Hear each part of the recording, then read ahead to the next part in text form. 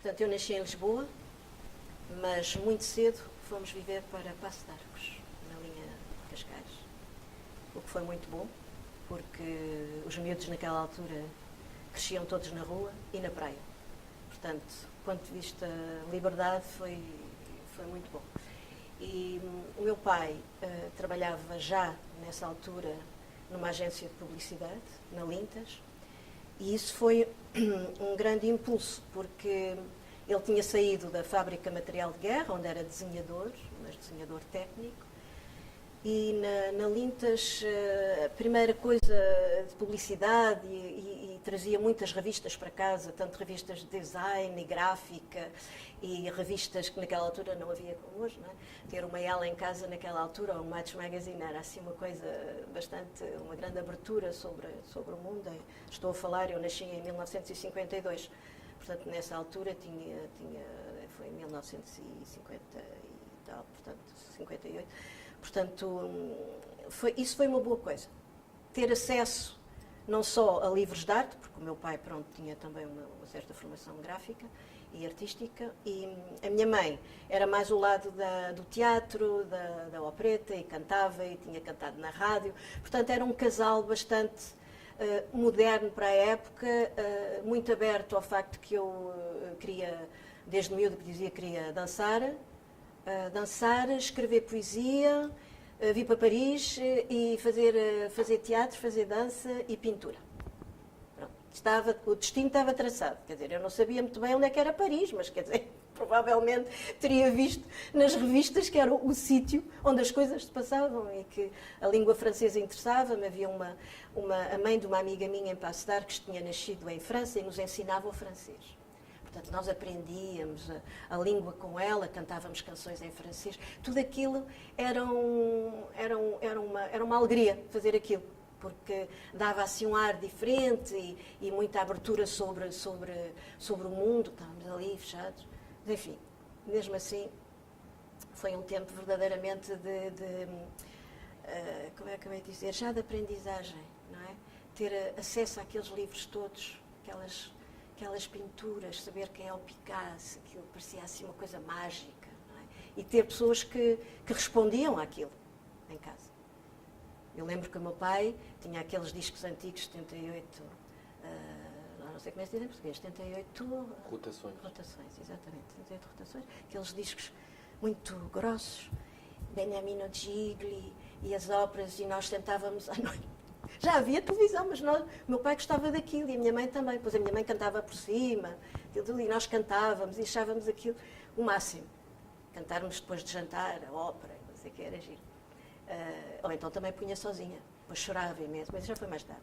Punha piano, chorava imenso. Achava aquilo completamente cheia de emoção, de emotividade, daquilo tudo, da arte. Portanto, era uma miúda assim. Era uma miúda que andava a correr na rua com os rapazes, a jogar carica, ia para a praia, estávamos todos pretos de princípio até ao fim, desde março até setembro, e depois uma certa concentração sempre naquilo. Sempre. Desenhar, não era difícil darem prendas no Natal, era uma caixa de bolachas ou de lápis. O meu pai também tinha tudo em casa, não é? Ele trabalhava.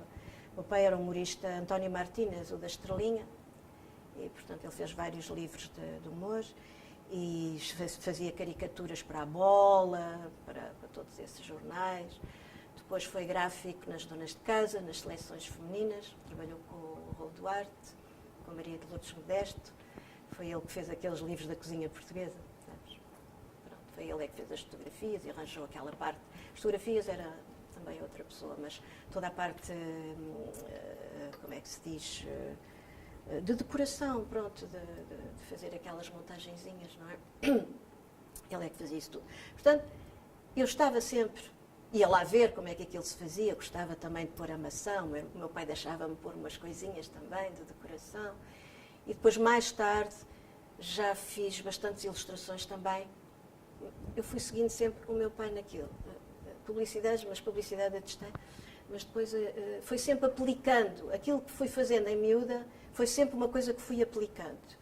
Eu não queria ir para o liceu, nem pensar. Mas pronto, tive que ir 2 anos. Eu queria ir para António Arroio. E foste? E fui. Fui aos 12 anos. Era a mais miúda. Acho que havia uma miúda também com 12 ou 14 anos, naquela altura. E fiquei 6 anos. Depois, quando acabei a António Rui, era nova demais para ir para as Belas Artes. Porque o curso eram 4 anos. Portanto, eu entrei com 12, 16, não dava. Mas eu queria lá saber, eu queria ir para a escola todos os dias, às 8h30, agarrar num lápis, num papel, numa terra e fazer, mesmo que fosse 4 horas, desenho de estátua, quer dizer que era um bocadinho maçudo. Mas, pronto, eu estava feliz, era a fazer desenhos e a dançar, claro. Isso era um bocadinho barbicacho lá em casa. O meu pai não queria que eu fosse para as aulas de dança. É claro que eu comecei a fazer dança aos 5 anos. Porque ele não deixava ir para as aulas de dança, mas eu ia. A minha mãe levava. E então, nesse interregno, à espera de entrar para as Belas Artes, o que é que aconteceu? Fiquei na António Rui, mais 2 anos. Guardavam-nos, mas eram poucos os que faziam. Mas pronto, havia pessoas também que faziam 2 anos e 2 anos. Faziam 2 anos na António Rui, depois 2 anos de preparação das Belas Artes para entrar. Percebes? Para terem um bocado mais de... A escola, eu acho que era a única escola mista de Portugal. Também estudou no conservatório, não é? Sim, tive um ano no Conservatório de Dança, mas isso já foi mais tarde, já tinha 13 anos. Ok. Portanto, conjugou Sempre conjuguei a dança. E António Arroio. Sim. Ok. E então, aos 18 anos, veio para Belas Artes. E qual era o objetivo? O objetivo era, mais tarde, não sei, ou fazer todas as Belas Artes e depois vir para Paris, porque eu queria vir para Paris. Eu estava à espera de ser maior, porque antigamente era preciso ter 21 anos para ser maior. Portanto, não vim logo aos 18 anos, era complicado. Mas acabei por vir aos 20 e os meus pais tiveram que fazer uma autorização para eu vir para Paris. Porque eu tive um problema nas Belas Artes, eu ia passar para o 3º ano das Belas Artes. O meu mestre era o Lagoa Henriques, grande mestre que sempre me seguiu. O Carlos Amado, que era o companheiro dele, que era o professor de desenho, e o Lagoa era o mestre de escultura. Nos 2 primeiros anos era pintura e escultura, fazíamos as 2 coisas. Quando passávamos para o 3º ano é que ou escolhíamos pintura ou escolhíamos escultura. E já foi no 1º ano que eu fui para as Belas Artes, em 70, acho que foi o 1º ano que houve design. Percebes? Mas eu não me interessava muito por design, eu queria era pintar. Pronto, queria pintar, queria desenhar e queria dançar, era isso. Pareceu-me complicado, não é? Em Portugal. E eu tive um problema com um professor que era um fascista lá do sítio, bastante conhecido por ser fascista lá na escola, e depois ele assegurou-me que eu não passaria para o 3º ano. Quer dizer, se eu passasse para o 3º ano, teria que ir viver para o Porto, ou teria que ir estudar para o Porto, não sei o quê. E eu fiz, naquela altura não havia fotocópias, e então fiz uma quantidade, eu era boa nos afixes, fiz uma quantidade de afixes com tinta da China e fui colar aquilo tudo, fui colando aquilo nos corredores da escola e numa espécie de cantina que nós tínhamos, e fui falar com o diretor. O diretor gostava muito de tocar violoncelo, e ele então escondeu-se atrás do violoncelo porque o confronto com o outro professor era muito complicado para ele.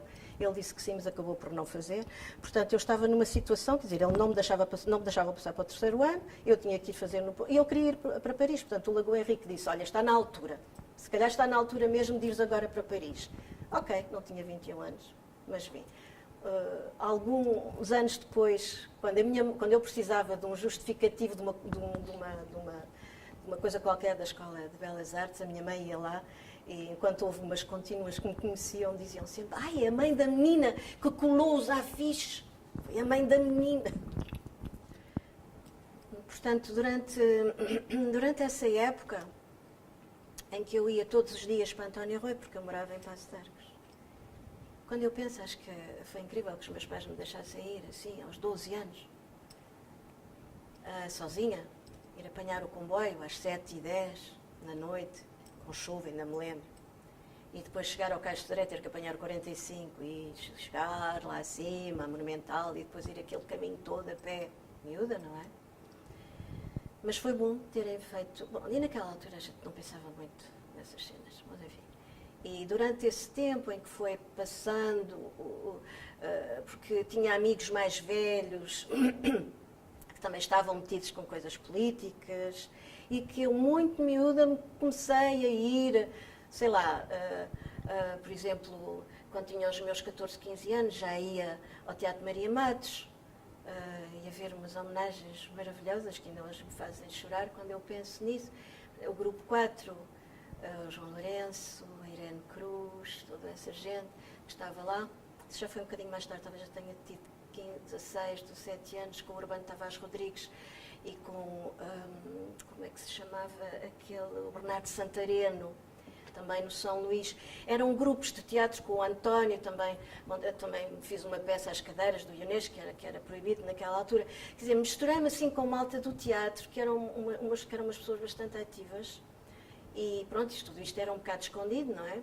E um amigo meu, o editor das edições Ulmeiro, o poeta, como eu chamo, o poeta agricultor, o Zé Antunes Ribeiro, depois ele editou-me 2 livros de poesia, por exemplo, mais tarde, mas era um amigo que veio um dia à minha casa com os filhos e a mulher, à casa dos meus pais, e que nos vinha dizer adeus, porque tinha publicado uns livros pronto, contra o fascismo e contra a guerra colonial e não sei o quê, e veio-nos dar um beijinho porque a PIDE já tinha vindo. Pronto, nós estávamos assim um bocado envolvidos, o meu tio trabalhava também nas edições Dom Quixote, era um comunista e tínhamos bastantes amigos comunistas que vinha tudo aquilo a falar em segredo, havia duas bibliotecas em casa, uma de frente e uma atrás, não eram os livros escondidos. Pronto, era assim um ambiente também, um ambiente cultural, um ambiente político, embora pronto, meu pai fosse uma pessoa bastante silenciosa. Era mais o meu tio, que era ativista e tal. E lembro-me realmente esses encontros com o Grupo 4 no Teatro Maria Matos, em que no dia da morte do João Vilaré, eles punham, eu depois fiz isso numa peça, porque isto é Pina Bausch, chamavam Pina Bausch, né? Antes da Pina Bausch. Era um microfone e uma rosa no chão, e estávamos 4 gatos pingados na sala, e o João Vilaré, um disco do João Vilaré durante 1 hora, e uma luz assim em cima, isto é de arrepiar. Eu um dia aqui, contei num jantar aqui com o Raul Solnado, o Júlio Pomar, contei isso à mesa, e o Raul Solnado chorou à mesa. Porque ele também ia, percebes? Era daqueles sítios, era daquelas coisas em que eu nessa altura não tinha 15 ou 17 anos, tínhamos todos anos de sermos a vivermos em liberdade, percebes? E isso era uma noção, pelo menos que eu tinha, era uma coisa que eu sempre, a injustiça sempre foi uma coisa que desde muito miúda me trabalhou. Eu lembro que tinha 6 ou 7 anos, fiz frente à professora, porque, pronto, provavelmente eles iam buscar os pobrezinhos que não tinham sapatos, viviam naquelas cabanazinhas lá ao pé do rio do Eiras, e traziam os meninos, e os meninos não se misturavam connosco porque tinham piolhos. Portanto, punham os meninos em escaparate em frente a nós, eles já naquele estado, não é?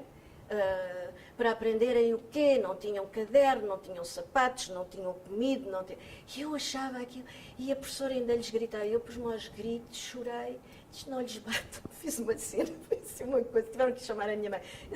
Acho que sempre tive uma consciência de, provavelmente porque em casa, claro, tinha essa consciência, ensinaram-me isso, não é? Eu vivia nessa consciência de diferença de classes e ter empatia com as pessoas, e isso foi uma coisa que sempre me preocupou. E nas Belas Artes encontraste isso também? Ou encontraste pessoas com quem... Artes, não? Havia o grupinho da Leitaria Garré. Pronto. Como é que se chama? O alentejano da Boina. Ajuda, Vitorino. E o grupo, a Manelinha Gonçalves, pronto, havia o Mário, havia muita gente que passava por ali, que, sabe, o Sérgio não fez, o Sérgio Godinho fez a canção, a Leitaria Garré, aquilo era um sítio de passagem, mas não senti nada, quer dizer, era mais fora da escola do que dentro da escola, percebes? Portanto, a escola sentia uma chapa. E achava aquilo, quer dizer, eu saí de uma escola em que éramos extremamente livres, António Rui, não é?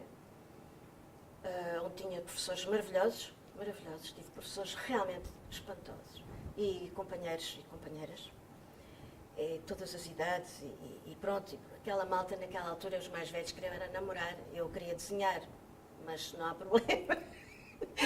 Era engraçado. E queria dançar, portanto também ia a correr. Depois fui para a Ópera São Carlos, também ia a correr para as aulas no São Carlos. Isso aí, já eu tinha 17 anos, já fiz um bocado face frente ao meu pai, que não queria que eu fizesse teatro, não queria que eu fizesse dança, queria só que eu fizesse, faz lá a tua pintura, e isso ele estava completamente de acordo. Mas aí também na Ópera de São Carlos não se passava nada, não discutíamos. Não, nós discutíamos na Galeteria Garré, eu discutia com os meus amigos que faziam teatro, grupos como o Grupo 4, e com o Zé Antunes Ribeiro, que era um tipo bastante, e continua a ser, mas quer dizer, sempre foi um tipo cronista e poeta, e um tipo muito, teve no Tribunal Político, enfim, e publicou bastantes coisas que foram proibidas. Portanto, essa foi para mim a consciência política, e o meu tio, pronto, tinha os seus amigos comunistas, e que vinham para a nossa casa conversar, e o facto também do meu tio trabalhar com o Leão de Castro, quando eles começaram, criaram o livro de poche, o livro de bolso, não é? A Dom Quixote. Nós éramos muito amigos do Leão de Castro, também é um tipo bastante policizado. E nessa altura existiam modelos, referências de pessoas que, como a Lídia, agrupavam esse leque de... que tinham essas valências todas reunidas numa só pessoa? Sim, haviam várias. Quer dizer, não havia assim uma grande amizade e uma fascinação pelo Zé Antunes Ribeiro. Era assim a pessoa para mim que representava uma consciência política bastante grande e ação. Não é? O meu tio, certamente, o meu tio, o Mário Martínez, era o intelectual da família, não é? O Leão de Castro, e mais tarde a Natália Correia, porque eu lembro-me de ir para o Botequim, com 16 anos, Isabel Meireles, que vive aqui, grande poetisa, tradutora, ceramista, e sempre um espírito agudo, grande poeta, a última surrealista, penso eu, provavelmente. Portanto, isso são pessoas. E, por outro lado, como eu sempre fui apaixonada pela imagem, não é? Como estava a dizer, as revistas e não sei o quê, desde a idade dos 13 anos, eu que adorava a escola, a escolinha, como nós chamamos a nossa querida escolinha, Antónia Rui, eu faltava uma vez por semana à escola para ir ao cinema sozinha. Sempre fui sozinha, nunca quis ir ao cinema com ninguém. A não ser com a minha mãe, mas enfim. E ao São Jorge, porque era ali mais perto da Antónia Rui, e porque era miúda, tinha 13, 14 anos, e depois, mais tarde, ir ao Império. Também ia uma vez ou duas por semana. Aí já era mais velha, às vezes já faltava 2 vezes para ir ao Império. A sala estúdio do Império, do Cinema Império, foi lá que eu vi os filmes todos da Nouvelle Vague. Éramos pouquíssimos, tínhamos 3 ou 4 pessoas, mas eu vi tudo. Vi os Godard, pronto, não era Nouvelle Vague, mas Karl Dreyer, impressionou-me imenso ver a Artaud, a Falconetti, tudo. Quer dizer, fiz uma Bresson. O que eu gostava mais era o Bresson. Aliás, quer dizer, houve assim um despoltar mesmo de amanhã vou para Paris. Foi por causa da 4 Nuits d'un Rêveur. Identifiquei-me imenso, pronto, a história da rapariga nos cais, ali. Ela vai para se suicidar. Só mais tarde é que eu pensei porque é que me identifiquei àquela história. Mas Les 4 Nuits de Ravel deve ser o último filme que eu vi de Robert Bresson, que eu vi em Portugal, antes de ir para Paris, no dia 21 de setembro de 1972.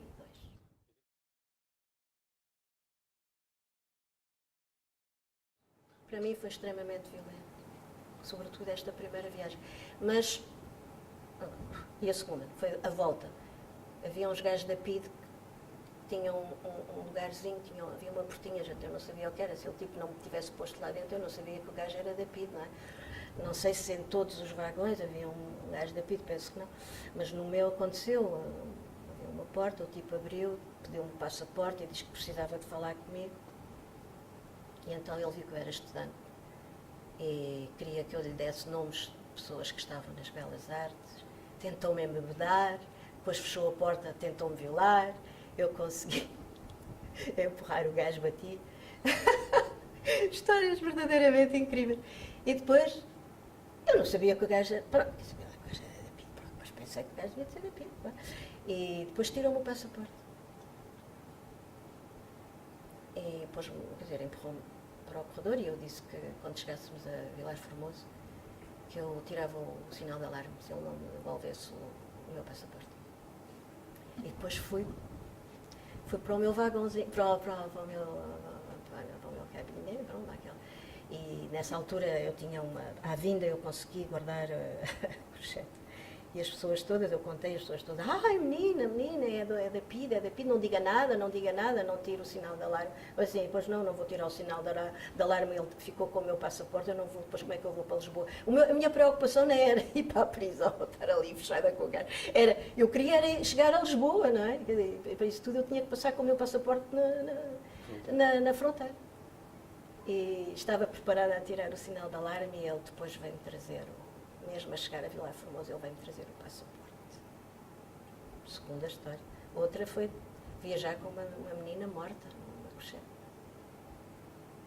Não deviam ter dinheiro para enterrar a filha em França, ou queriam enterrá-la em Portugal. Não, isso são histórias que não lembra a ninguém. Mas não, isso não foi no meu vagão. Foi no... São algumas coisas bastante violentas. Morta no lençol? Tapada com lençol ou dentro de um caixão? Já? Não, trouxeram-me como se ela tivesse viva. Não sei como. Eu não fui ver. Era a história que corria. Trouxeram uma menina morta. Pensei assim, não pode ser. Isto não deve ser verdade. Mas também não quis aprofundar. Como é que foi esse dia? Chegada ao Resterlitz? Tinha para onde ir? Tinha, não conhecia as pessoas bem, mas era um rapaz que tinha emigrado, que era sobrinho daquela senhora que me ensinou o francês, que era casado com uma francesa e que tinha 2 miúdas pequenas e eu vinha fazer babysitting. Entretanto, já me tinha inscrito nas Belas Artes em Paris. Isso é que eu não me lembro como é que foi. Francamente, inscrevi-me. Não havia acordo nenhum entre Portugal e França, portanto eu tive que recomeçar, não me avaliaram, percebes? Aqueles 2 anos não me avaliaram. Eu tive que começar as Belas Artes do primeiro ano. Eu lembro de ter trouxe 2 livros portugueses, A Noite e o Riso, do Nuno Bragança, e um livro de poesia do José Gomes Ferreira. E trouxe um livro de Sartre, em francês, que eu já tinha lá embaixo, La Nausée, e um livro de Caligula et le Malentendu, de Albert Camus, que eu, entretanto, depois comprava livrinhos nas alfarrabistas, não é? Livro de poche, folio, e eram os 2 livros, trouxe 4 livros, foram esses. E música, tinha Barbara, tinha, pronto, aquilo que eu conseguia encontrar em Portugal, música clássica. Pronto, tinha a minha caixinha e os meus desenhos. Foi isso que eu trouxe. E foi com isso que eu fui para a casa dos meus amigos. Quer dizer, meus amigos, depois volta. Eu fazia babysitting e ia para as Belas Artes. Era viver a vida como uma parisiense. Nessa altura, eu lá embaixo passava um bocadinho como uma maluca. Eu tinha cortado o cabelo rapadíssimo, e punha uns grandes sapatos e andava de calções com meias Mary Quant, cor laranja, com buracos e com casacos até aos pés. Era muito interessada pela moda naquela altura. Portanto, quando eu cheguei a Paris, pensei, bem, é claro que em Portugal eu tinha sempre pessoas, batiam, insultavam, que eu tinha saído da prisão, e eu batia nos homens que me insultavam, eles batiam em mim. Bom, era aquela cena da maluca que andava vestida assim. E aqui pensei assim, bom, eu vou atravessar Le Pont Neuf, pé descalço, cabeça rapada. Não era rapada, tinha o cabelo muito curto. Desde que tinha visto a Mia Farrow com o cabelo cortado no filme do Polanski, pensei assim, vai ser assim, e rapei as sobrancelhas e punha falsas pestanas. Olha, miúda, tinha 20 anos, eu queria era fazer como os outros. Em Londres, tinha ido a Londres, adorei estar em Londres e ver aquela gente toda esquisita, com as pestanas pintadas por baixo, como a Twiggy, isso é que era giro. E mas eu era mais calções. E pensei assim, ok, agarrei nos sapatos, tirei os sapatos, atravessei a Pont Neuf todo descalça, naquele estado, a cantar uma cançãozinha, assim, discretamente e tal. E cheguei ao outro lado, ninguém me viu, quer dizer, era o que eu queria completamente passar despercebida, andar, sentar-me no chão se me apetecesse. Uma pessoa em Lisboa sentava-se no chão, lá vinha logo a polícia, não é? Tudo era proibido. Provavelmente eu teria feito como os outros, tinha-me adaptado, tinha começado a pôr saias mais ou menos compridas e tal, porque eu também não gostava que me dissessem, por exemplo, que eu trabalhava numa agência de publicidade para ganhar uns tostões antes de vir também para Paris, e era proibido usar calças, imagina, numa coisa de publicidade. E eu ia de calções, mas eu ia continuar a andar de calções. Não sei, eu tive muita sorte, ou as pessoas aceitavam a minha maneira, ou eu não era agressiva, aquilo era uma maneira natural para mim de me exibir assim. Pronto, uma adolescente. Não? E com um bocado exótica, não é? Em Paris não. Em Paris aquilo passava. Atravessei o Pont Neuf, cheguei ao outro lado, como ao King Kong, só me faltou subir ao Samaritaine, não é? Mas calhar também ninguém gritava. Pronto, eu queria continuar a desenvolver a minha criatividade e ser completamente uma mulher livre aqui. É claro que apanhei logo, não é? Nas Belas Artes, os arquitetos puseram, sequestraram num armário durante uma data de tempo. Aqueles bizutage, não sei como é que se diz em português. Praxe. Essa. Pensei assim, imagina se eu tinha tido medo. Se eu não lhes tivesse feito face, estar ali mais 2 horas fechada num armário, com uns tipos a chatearem-me a cabeça, a mostrarem-me pornografia, não sei o quê.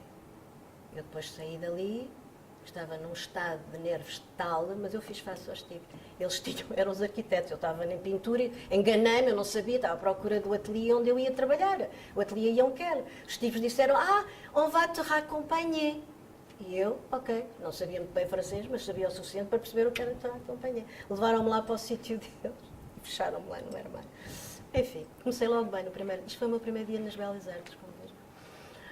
Foi logo o batismo total. Quiseste vir para um país livre, olha, vê lá como é que te apanharam logo. Isto foi logo para eu saber. Eu podia ter tido medo daquilo e pensar assim, é porque nós lá embaixo mesmo assim estávamos protegidos pela família, não é? Não conhecíamos nada disto, embora eu andasse um bocado às vezes, como se diz, porrada, com alguns gajos mais chatos na rua. Era de uma maneira diferente. Aqui era extremamente, foi logo aquilo, não é? E eu pensei assim, imagina se aqueles 3 ou 4 rapazes me tinham feito medo ao ponto de eu voltar para trás. Aquele sonho todo que eu tinha acalentado desde a idade dos 8 anos, quando for crescida, vou viver para Paris, chega aqui, quer dizer, pode ser uma coisa bastante grave, não é? Não. Houve um casal muito simpático que eu não conhecia, alunos. Eles mandaram-me um balde de água fria depois nas escadas. Era o mês de outubro. Estava um bocado de frio. Fiquei toda molhada, mas eu nem senti, porque estava para aí com nervos. E foi a primeira vez que eu comi camembert na minha vida. Porque a rapariga tinha um sanduíche de camembert, aquilo foi a hora do almoço, e sentámos-nos cá em baixo, partilhámos. Ela partilhou o sanduíche com uma garrafa, já não sei do que era, sei que bebemos e comemos os 3, e ela emprestou-me uma camisola, e foi o contraponto daquela agressão. Eu pensei assim, ok. Naquela altura uma pessoa pensa em sobreviver, pensa lá agora, fizeram-me isto, fizeram-me aquilo, estou traumatizada. Não. Agora, o que é certo é que eu passei 7 anos nas Belas Artes, porque não tinha espaço para trabalhar em casa, nem tinha dinheiro para pagar ateliês. Fui sempre mudando de professora. Ao fim de 4 anos mudei, que era para fazer tudo um bocadinho. Não é? Fazer cerâmica, fazer mosaico. Posei para Etienne Martin, que é um grande escultor que eu adoro, uma pessoa absolutamente adorável. E César. Foi interessante, foi o ano passado. Não pensei que ao fim daqueles 7 anos, depois fui à vida. Pronto. Eu ia lá para pintar ou para trabalhar nos ateliês e ele continuava a ser artista, estudante livre, não sei o quê. E nunca me custou ir às Belas Artes. Deixei de ir às Belas Artes, à escola, ok? À escola. Passei para aí 30 e tal anos sem ir às Belas Artes. O ano passado houve uma conferência sobre o Tadeusz Kantor, que é assim, para mim, expoente máximo, e conheci bem e acompanhei o Kantor, e fui à Cracovia, etc. Comecei a entrar nas Belas Artes, comecei a ficar com imensos suores, com vontade de vomitar, e pensei, ok, está a subir tudo aquilo. Portanto, aquelas pessoas que dizem que já passou ou que já foi há muitos anos e que... Não, e eu tentei, lembrei-me onde é que era, eu tentei subir as escadas e não consegui. Essa é agora ainda a minha vitória, é ir às Belas Artes, conseguir subir as escadas e ir lá acima àquele sítio onde eu tive sequestrado.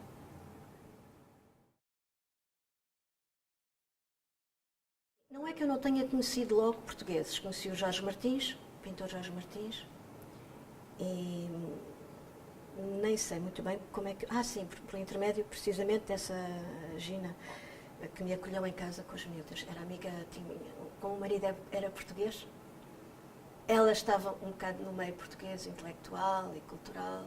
E tal. Portanto, encontrei o Jorge Martins, encontrei a Irene, encontrei gente do cinema e encontrei o João Muniz. Éramos os dois únicos portugueses nas Belas Artes. Ele estava no Ateliê Sanjit, tinha sido meu colega António Roio.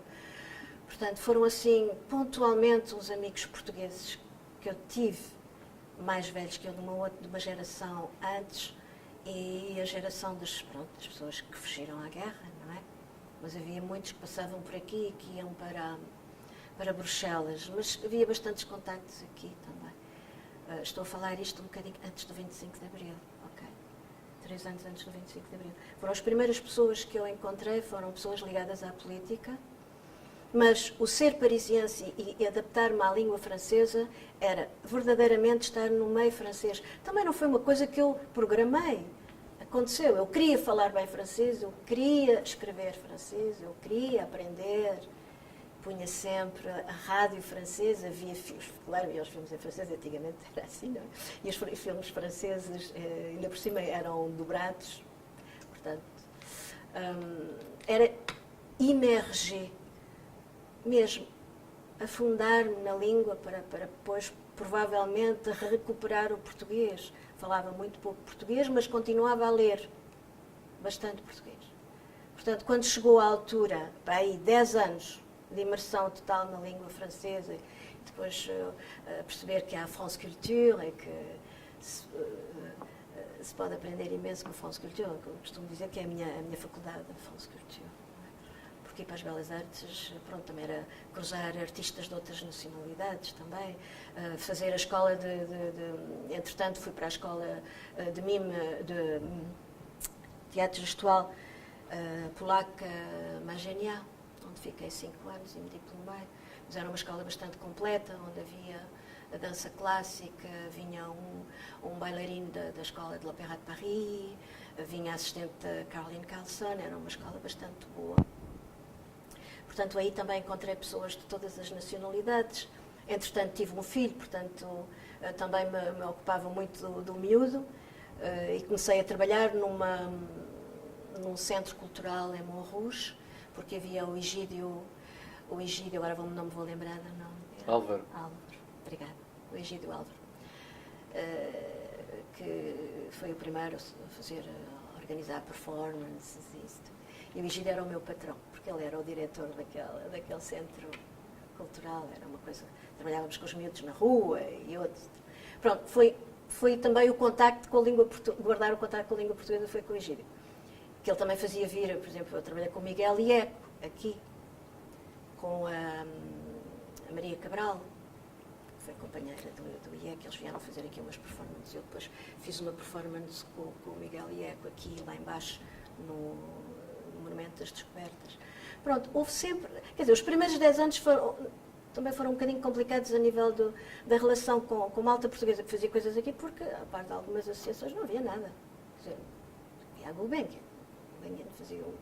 Eram uns artistas bastante consagrados, não é? E nós andávamos ainda a estar e fazíamos umas experiências de coisas, não é? Mas eu sempre fui muito aberta às associações portuguesas. Sempre gostei de emprestar quadros, ir com a bobinha com o quadro debaixo do braço, e depois pendurávamos e ao fim íamos tirar, ao fim do dia.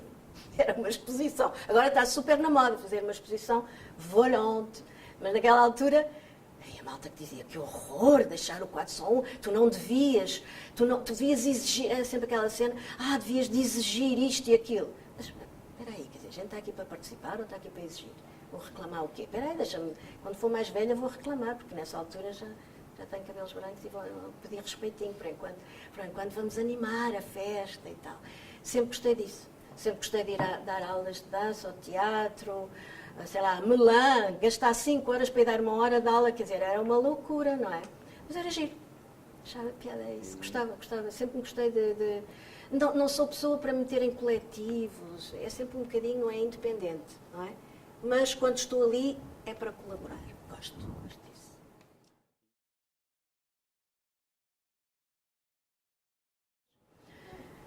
Não é que eles sejam muito abertos, não é? Mas sempre furei. É preciso ver uma coisa. A malta cá portuguesa, pronto, não tínhamos ou eles não tinham uma visão artística do meio português, o que é que o meio português fazia aqui ou fazia lá embaixo, não é? Antes de acontecer o Fernando Pessoa. Era assim um bocado obscuro, o que era a arte portuguesa, o que eram os artistas portugueses, cá e lá. Mas todas as minhas peças, praticamente, não todas, mas muitas, eu fiz mais de 60 e tal criações, tinham sempre uma parte de texto em português, por exemplo, a música portuguesa. E eu tinha mais incompreensão do lado português, do pessoal que dizia, mas eles não sabem, tens que pôr a tradução, ou tens que depois falar em francês para eles perceberem o que é que tu estás a dizer. E eu pensava sempre naqueles magníficos espetáculos no Odeon, que eram 4 ou 5 horas de polaco e que ao princípio nem sequer havia subtítulo, não é? Legendas. Mas toda a gente achava o máximo ir a ouvir 5 horas de russo ou de polaco no Odeon. Mas quer dizer, ouvir um poema de 2 minutos em português já causava espécie, como se dizia, já causava uma certa impressão. E ao pôr música portuguesa, eles não percebem, eles não conhecem, não se dança sobre o fado. Ainda bem que a Pina Bausch fez uma dança sobre o fado, a partir daí foi possível dançar sobre o fado. Pronto, mas fazer sempre um bocado, era sempre complicado ser apresentada. O meu nome é um nome Lídia Martínez, eu uso Lídia Martínez. É um nome com Martínez é espanhol, consonância espanhola. Mas pronto, passa também por português, mas era mais Martins, mas pronto. Lídia Martínez, é português? Ela é portuguesa ou ela é espanhola? Eu representei a França. Não vou dizer quase que mataram, ainda bem que foram os americanos que me vieram buscar. Com a Inês de Castro, com o espetáculo sobre a Inês de Castro. Em vez de estarem contentes que os americanos tinham gostado da minha peça sobre Inês de Castro, os franceses acharam esquisitíssimo que eu fosse representar. Isto foi em 89. Já não foi, já há uns anos, mas quer dizer, 89 já tinha acontecido, mais ou menos tudo. Já ia acontecer outras coisas mais graves, mas quer dizer, eu era a única portuguesa com nacionalidade francesa. Eu tomei a nacionalidade francesa em 76. Quer dizer, não era... Qual é a palavra em português? Não era... Agora não me lembro. É como se não houvesse suficientemente qualidade, que a qualidade não tinha sido aprovada, não é? Não tinha havido uma aprovação do meio intelectual francês, que haviam artistas portugueses que eram bons e que podiam representar... E isso era exclusivo dos portugueses ou era qualquer coisa... Eu não via isso, por exemplo, era exótico ter um coreógrafo que vinha da Tchecoslováquia, Yugoslávia, ou japonês, não havia problema, ou alemão, ou inglês, mas português, não. E portuguesa, provavelmente, ainda menos.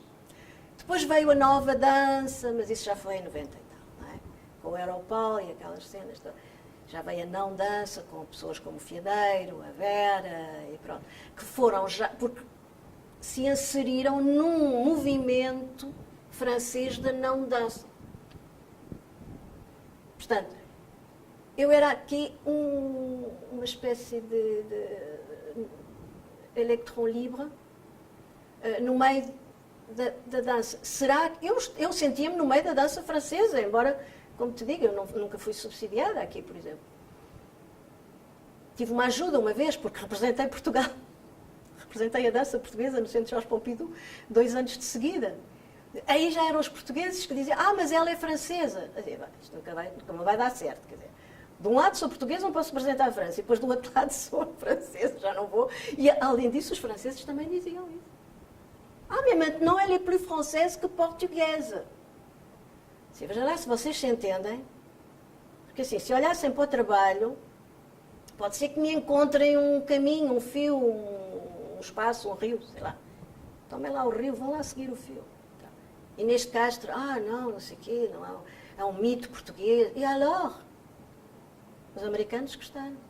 A prova é que me convidaram e eu fui. E a malta no Ministério francês aqui, porque eu era a única que não era subsidiada. Porque eram companhias bastante prestigiosas. Era isso que eu estava à procura, prestígio. Não éramos considerados artistas com prestígio, penso. Espero não estar a dizer. Mas é um bocado isso. E, portanto, a ligação com o meio artístico francês foi complicado? Foi complicado. Aí está. Eu tinha sempre que reclamar. Quer dizer, não era o trabalho. Eu utilizava a música portuguesa. Sempre utilizei. Carlos Paredes, a recolha de Jacobiti, das canções populares. Não sei.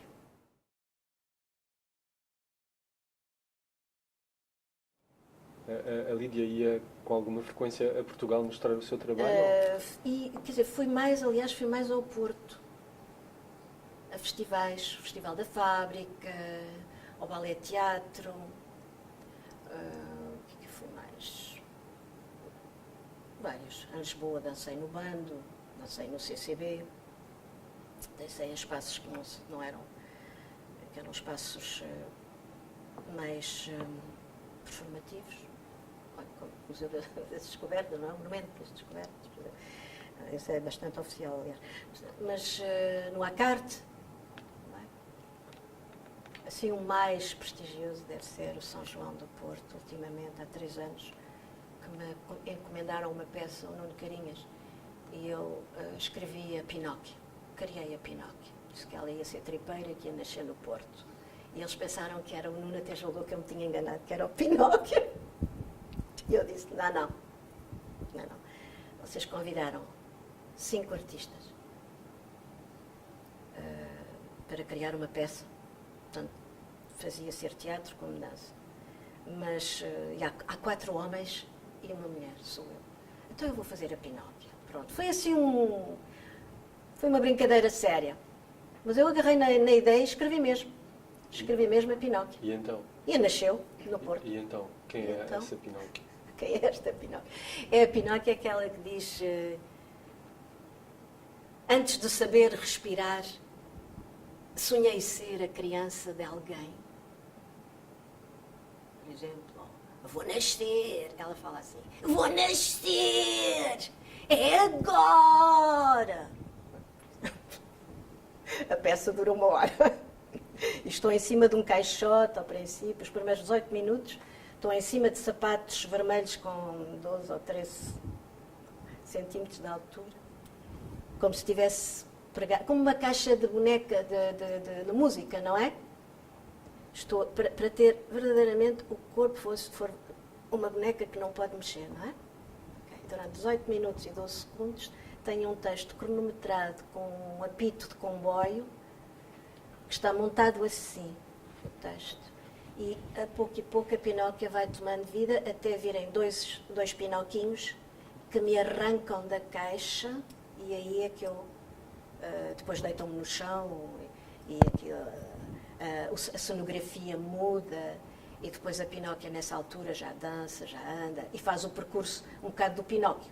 Quer dizer, tem os amigos e inimigos do gato os assassinos, o gato e a raposa, depois é apanhado pelo tipo do circo, com as orelhas de burro, e depois vai quase se afogando, não é? Vai para dentro da barriga da baleia, faz todo o percurso do Collodi, do conto do Collodi. Até que ao fim é uma velha Pinóquia, com o cabelo branco e o nariz comprido, branco, que anda aos pontapés às bolas de cabelo azul, porque entretanto a fada de Capelli Turchini, não é? Também explodiu e são bolas de cabelos no chão. E a Pinóquia é uma velha chata e rabugenta que entra em cena, dá pontapés nas bolas e que fala com o público, quer mandar as bolas para cima do público, faz ali uma cena toda.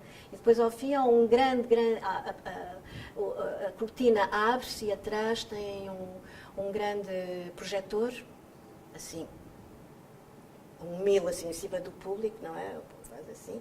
E a Pinóquia ali vai assim um bocadinho à Charlot, a andar assim, a dar os pontapés e não sei o quê, e lá vai ela para a luz. Haja luz, do outro lado. Pronto. E é assim que morre a Pinóquia, aos saltinhos. A Pinóquia. Bem, eu não consegui trazer nenhum programador para ver a Pinóquia, de maneira que não consegui vender a Pinóquia em Portugal. Aqui não estava traduzido e já está traduzido. Desde há 15 dias está traduzido, que eu meti-me a braços 3 anos depois a traduzir a Pinóquia, porque tenho um projeto, pronto, agora não sei se vai realizar ou não, para a Casa de Portugal, para o ano, La Chambre de Pinocchia, e então vai ser a Pinóquia em bilíngue.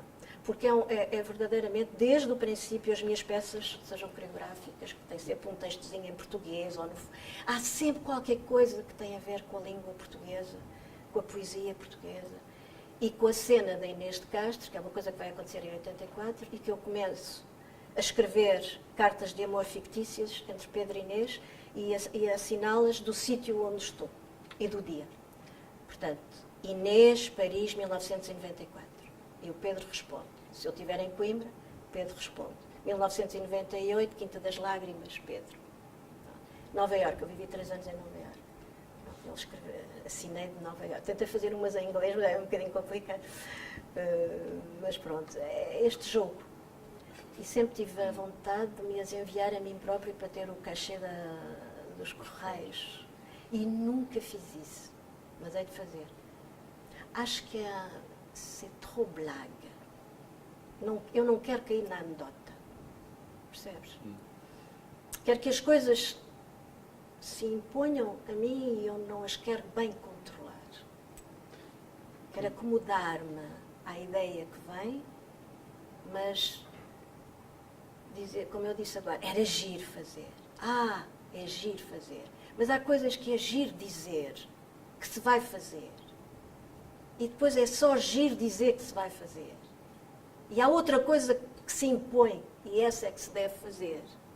Se até agora eu ainda não mandei as cartas, de alguma maneira, talvez eu vá descobrir porque é que ainda não fiz, ou porque é que um dia farei numa outra situação, percebes? É isso. Era aquilo que eu estava a dizer, parece que essas coisas me assaltam, não é? Portanto, por exemplo, escrever em francês. Eu levei 10, 11 anos, eu pensava que não tinha direito a escrever em francês. Escrever no sentido, não é dizer assim, agora vou escrever em francês e tal. Vejam, eu escrevo em francês. Tive bastante dificuldade em mostrar aquilo que escrevia, tinha medo que... Depois, pouco e pouco, fui apanhando mais coragem e as coisas foram escorrendo nas peças. Portanto, aí já há aquele lado em que, eu escrevo os meus próprios textos, em português e em francês. De repente, o português voltou. Assim que eu comecei a ser mais livre em francês, a dizer, tenho direito a escrever em francês, o português apareceu novamente. E como eu sou artista plástica, sempre fiz os fatos. Eu sempre me fiz os meus próprios fatos. Cozer, pintar, rasgar, pôr ao contrário, fazer os acessórios, fazer marionetes, fazer manequins, utilizar manequins, cantar. trabalhar a voz, quer dizer, não era só, dança, coreografia, ok, vamos fazer uma dança formal. Não, vamos fazer nos halls de teatro. Epá, não tens programação? Eu não tenho, olha, fui para um hall de teatro enquanto as pessoas estão ali a ler o jornal e a beber um café. Eu fui para ali, fui dizer os meus textos, dei um saltinho e tal, conversei, pus uns bichos no chão, veio o diretor, o Michel Ribe, que é esta maluca aqui a ocupar o meu espaço. Então, percebes? Quer dizer, às vezes há uma certa, quase inconsciência, portanto, ok, então também faço a cenografia, não pensei, um cenógrafo, é uma pessoa que tem que fazer estudos, aqui de cenografia, fui fazendo. Não. De repente estava a fazer tudo. Como também me interessa o vídeo, me interessa a fotografia, me interessa a música, de repente estava a escolher também as músicas e a colar, mas pronto, trabalho com técnicos de som, não é? Não sou eu que faço essas colagens e essas pessoas propõem-me coisas. E a luz é a mesma coisa. Tenho assim uma ideia global das coisas. Não sei. Não sei se é isto de ser um artista, como é que eles dizem agora? Pluridisciplinaire. Eu costumo dizer que sou polipolaire. Tu vois, c'est pas bipolaire, c'est pluripolaire. Tenho vários tiques, pontos, percebes? São várias exigências e é verdade. Agora, já na minha idade, não é?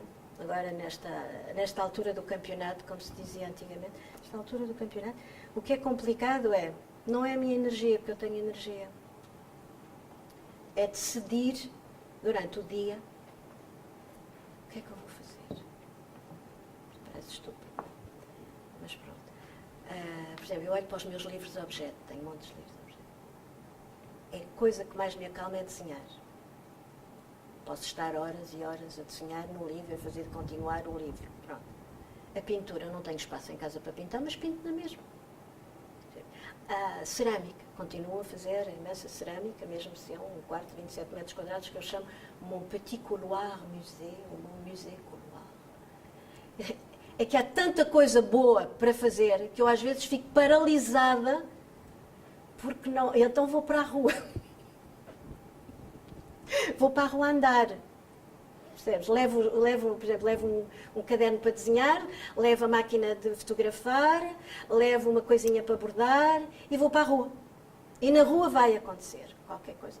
Pode não acontecer, pode só comer um gelado, mas, percebes, vou ver uma exposição e aquilo vai-me dar imensa ganas de voltar para casa e fazer. Ontem vi um último livro de Kiki Smith, que deu-me logo imensa vontade de voltar para casa e fazer mais um bicho em cerâmica. E não sei o quê. Percebes? Essas coisas todas alertam-me para uma paralisia, um medo. Essas coisas todas. Lídia, como é que aparece Nova Iorque aí no meio disto tudo? Como é que aparece Nova Iorque? Como eu tinha ido dançar em 2 festivais dos Estados Unidos em 89, American Dance Festival, Carolina do Norte, onde eu dancei The Dead Queen. O título exato é Inês, ou em inglês, Inês Rhymes with Martinez and Sons Queen Elizabeth. Tivemos um artigo no New York Times. Foi engraçado. Aí e no Massachusetts. Massachusetts é Jacob's Pillow. Dancei na cabana da Rue de Saint-Denis. Fizemos aí neste Castro na Rue de Saint-Denis. Na casa da Rue de Saint-Denis. Maravilhoso. Foi assim uma coisa. Choveu o tempo todo naquela floresta.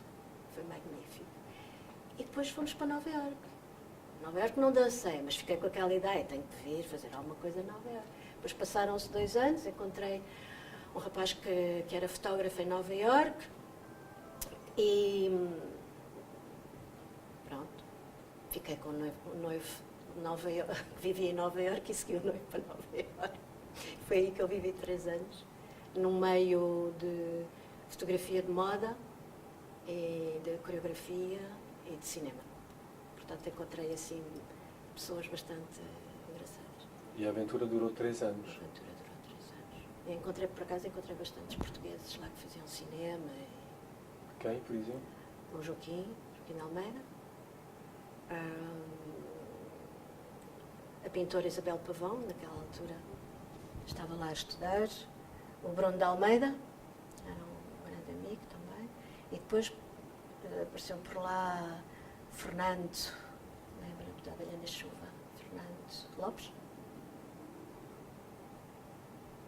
Eu era muito amiga da Olga Schubert.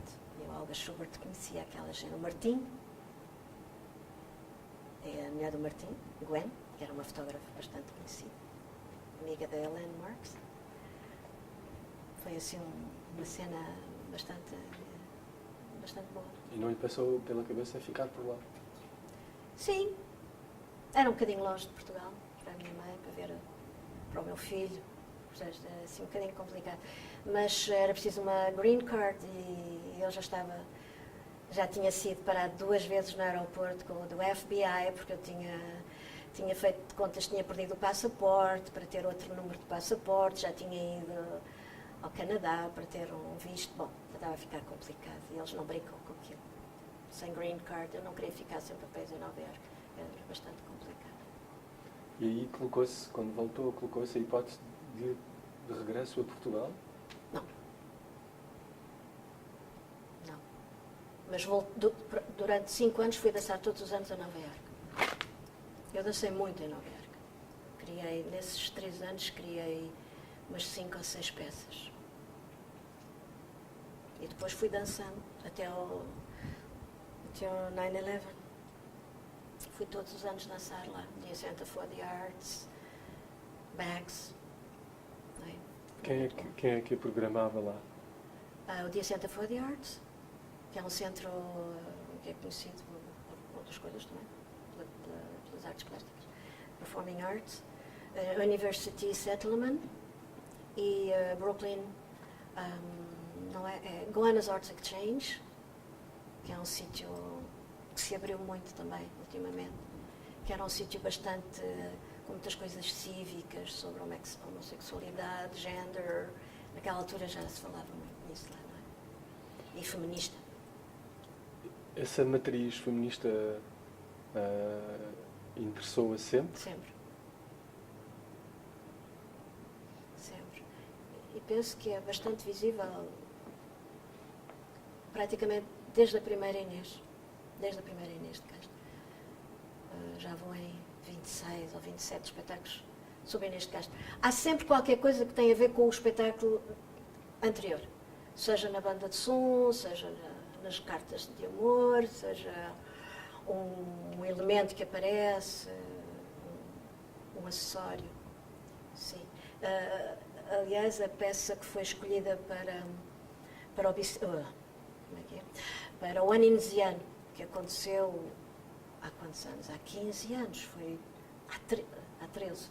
Não, já não sei. 2005, há 13, não é? Encomendaram uma peça e um solo também. Eu dancei o solo em Montemoro Velho, onde ela foi julgada, a Inês, e escrevi O Resto é Silêncio, aquela última frase de Hamlet, The Rest is Silence, mas eu chamei a minha peça O Resto é Silêncio, e a ideia era isso, quer dizer, Pedro e Inês, ok, super romântico, não é? No dia em que eles, depois do juízo moderno, do julgamento e do apocalipse, eles levantam-se, olham um para o outro, e a primeira pessoa que vê é um e outro, é lindo. Mas a gente tem que saber que eles primeiro não estavam um em cima do outro na capela. Não estava. Foi mais tarde que se puseram os túmulos assim. Mas pronto, não interessa. O mito é este. É esse que nós devemos acreditar. O Pedro, a Inês e o Pedro. Tá? E o Pedro dizia, perdoas-me? E ela dizia, já passou. Quer dizer, eu agora vou à vida.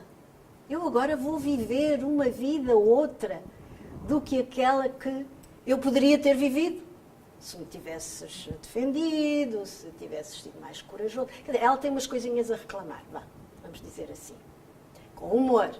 Não é? E o Pedro está à espera de acordar para saber se a Inês lhe perdoou ou não. Dele ter andado a caçar os cerdos e os ursos em vez de a ter protegido. Pronto. Houve assim uns historiadores que não acharam assim muita graça a ideia, porque depois diziam assim, muito simpaticamente, diziam assim, a Lídia tem que voltar à primeira história mesmo. Eu digo assim, acho que sim, agora é a hora. Já andei para aqui há 20 anos a fazer ao lado, agora tenho que mesmo voltar ao Pedro e Inês romântico e toda a gente espera, não é? E depois a história era essa, era o Pedro completamente estabilizado, porque a Inês de repente acordou no fim do mundo e está super feliz porque agora é uma mulher livre. Decidiu fazer outra coisa do que viver e chorar para a Quinta das Lágrimas.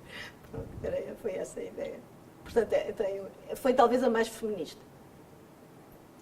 Falo mais da dança porque talvez seja uma coisa que é mais ainda na urgência.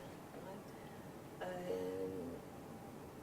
Por exemplo, ano passado fiz uma grande exposição, Arqueologia de Inês de Castro, na Casa de Portugal, em que enchi a Casa de Portugal. Era o quarto da Inês, mas eu tenho a mania dos quartos. Era o quarto da Inês, mas era um quarto muito grande, não é? As arqueologias de Inês de Castro, portanto, todo o enxoval dela, todas as peças dela, como se tivéssemos escavado e tivéssemos encontrado aquelas peças, não é? Vamos brincar ao que é, vamos fazer de conta que é verdade, com umas cartas. Portanto, enchi a casa e as vitrines de pratinhos da Inês de Castro.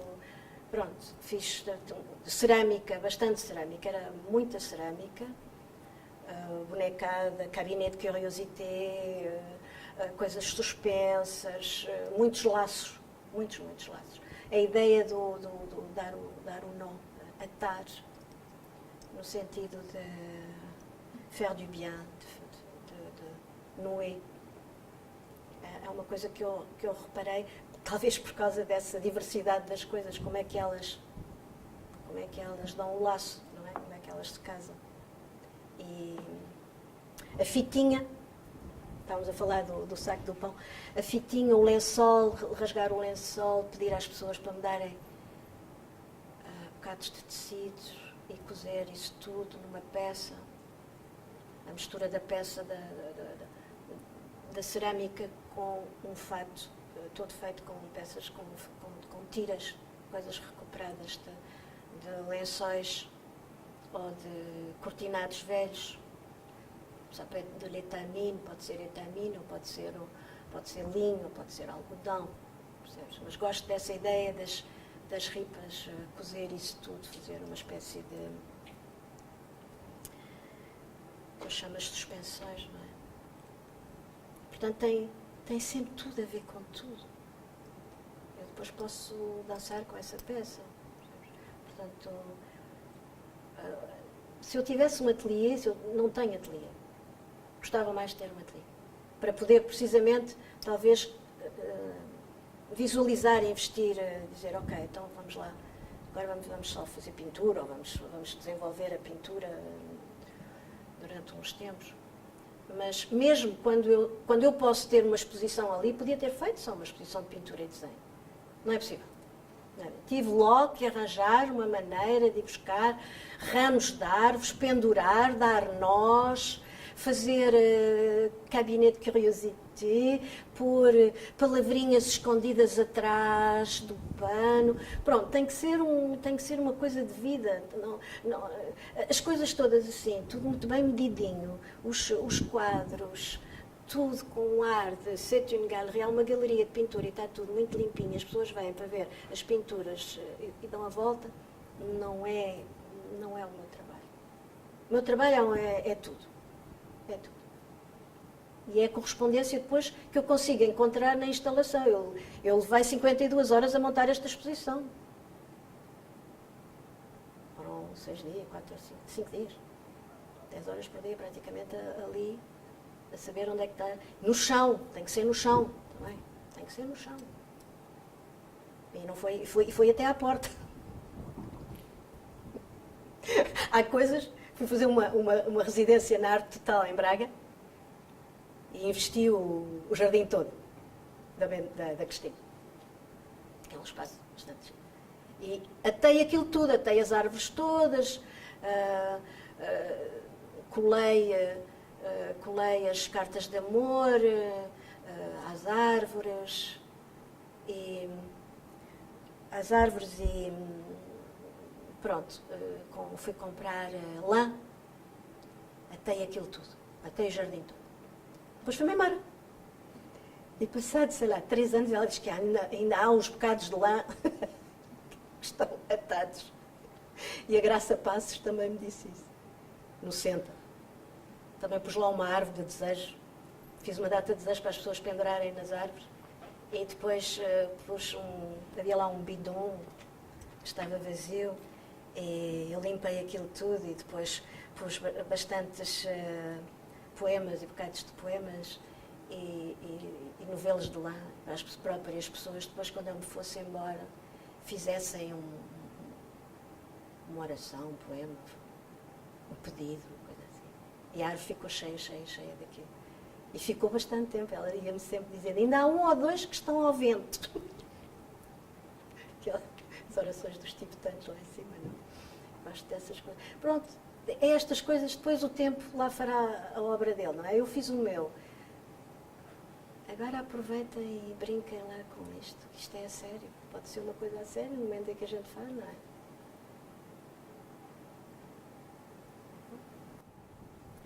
Em relação a peças apresentadas aqui em Paris que tiveram ajudas e que foram apoiadas e que foram importantes,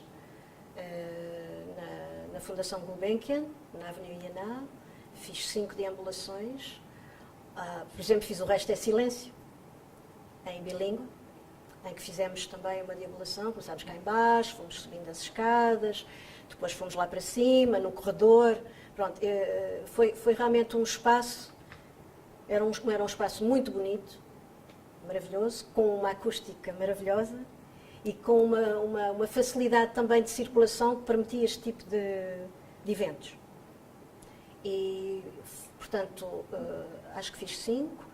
E um deles foi O Resto é Silêncio, e 2 vezes montei Antes que a Noite Venha, Avant la tombée de la nuit, da Eduarda Dionísio, que são 4 monólogos, a Julieta, a Inês, a Medeia, e agora não me vou lembrar da última, mas não faz mal.